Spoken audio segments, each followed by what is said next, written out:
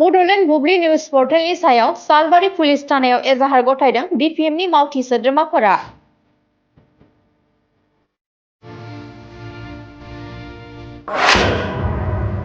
बिटिसिनि बारग' चिफ हाग्रामा महिलारिखौ नंखाय खौरां फोसावनायखौ लानानै बड'लेण्ड बुब्लि पर्टेल चेनेलनि सायाव गोख्रों अजद खालामदों।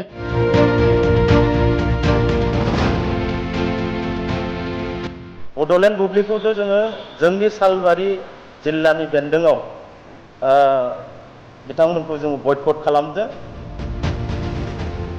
बिटिसिनि बारग' गाहाय मावफुं सोद्रोमा हाग्रामा महिलारिनि सायाव गोरोन्थि खौरां फोसावनायखौ लानानै बड'लेण्ड बुब्लि पर्टेल चेनेलनि सायाव सालबारि पुलिस थानायाव एजाहार गथायदों बिपिएमनि मावथि सोद्रोमाफोरा।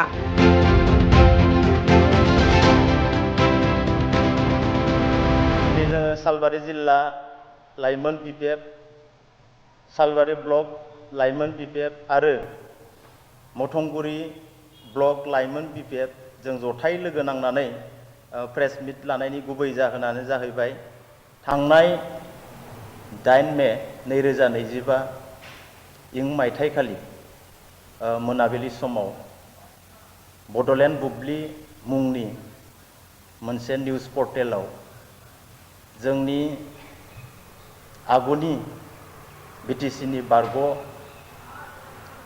चिफ मानगोनां हाग्रामा महिलारि सार एबा बिपिएफ दोलोनि आफादगिरि हाग्रामा महिलारि सारनि हेंथायै बा माखासे अजद जों नुनो मोनदों।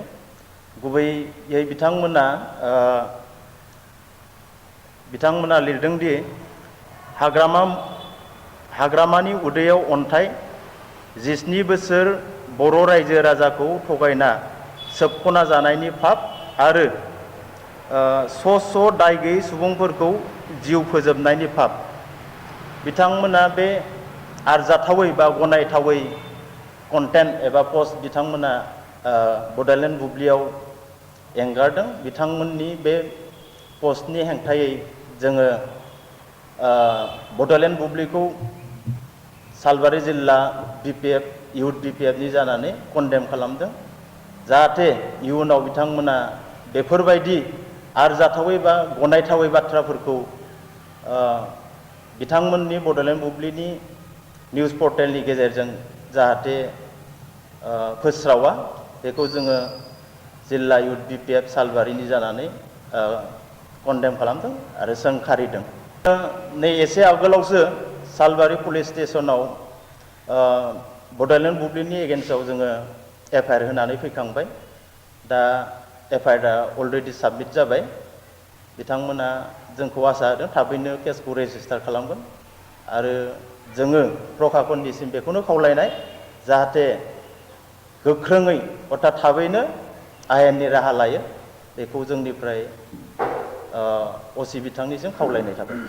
जोंथ' बुंनो थाङो जे बिथांमोननि जिखिनि निउज चेनेल बड'लेण्ड बुब्लि, बिथांमोनाथ' वान साइड जानानै खामानि मावबोबाय थानायखौ जों नुबोबाय थादों।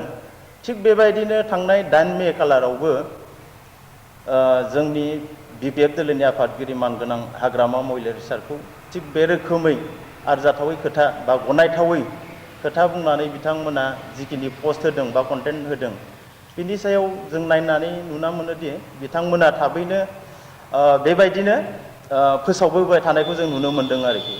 बबेबा मोनसे चेनेला कमन जानांगौ, जेराव नोङो बबेबा मोनसे राजनितिनि हान्जानिल' जानानै बेफोरबायदि खोथा बाहायनाय बा लिरनानै बेबायदि पस्ट होनाया जोबोद दुखुनांथाव।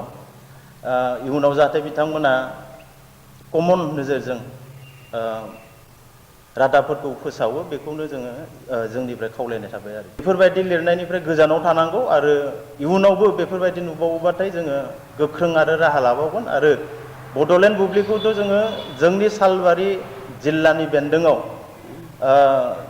बिथांमोनखौ जोङो बयकट खालामदों।